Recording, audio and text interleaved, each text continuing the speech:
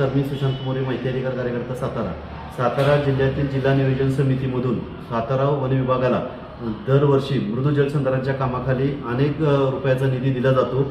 सन 2020 ते आज अखेर एकूण अंदाजे 30 ते 35 कोटीच्या कामांची गैरव्यवहाराची निकृष्ट दर्जाचा घोटाळा झालेला आहे। याची चौकशी करावी।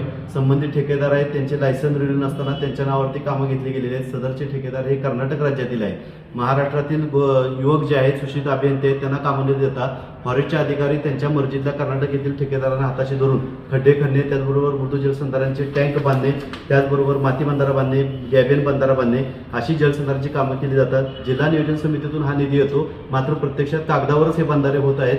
50% रक्कम दिली ठेकेदारानं तर त्याला मॅनेज करून संबंधित काम हे कागदपत्र दाखवलं जातं आणि या संदर्भाची माहिती अधिकाऱ्यांना माहिती घेतली असता काही माहिती ही देण्याचं टाळाटाळ करण्याचं काम वन विभागाने केलेलं आहे। त्याचबरोबर ती खाली अर्ज पाठवले जातात। जेव्हा की वस्तुस्थिती असे जिल्हा लेवलला माहिती असते ती माहिती देणं बंधनकारक आहे, परंतु माहिती अधिकाराचं उल्लंघन या ठिकाणी होत आहे। वन विभागातील RFO आणि ACF या कर्नाटकातील फुटकळ ठेकेदारांच्या संगनमतानं ही सगळी निकृष्ट दर्जाची कामं होत आहेत। त्याच्यामुळे या सर्व कामांची सखोल चौकशी करून DCF असतील, ACF असतील आणि RFO असतील यांची निलंबनाची कारवाई करावी।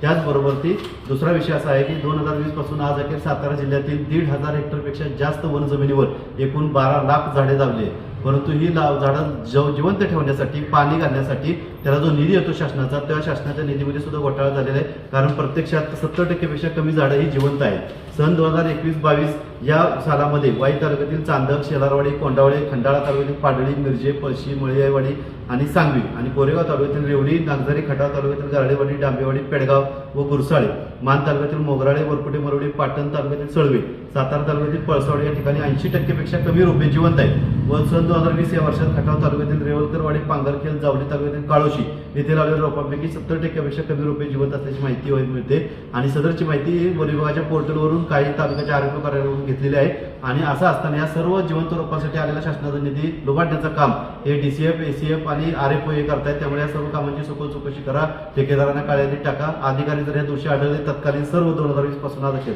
तर त्यांना सुद्धा निलंबनाची कारवाई करावी अशी मागणी मी जिल्हाधिकाऱ्यांकडे केलेली आहे। 22 जानेवारीपर्यंत यावर कारवाई झाली तर जिल्हाधिकारी कार्यालयासमोर 23 जानेवारीला आमरण उपोषणाला बसणार आहे।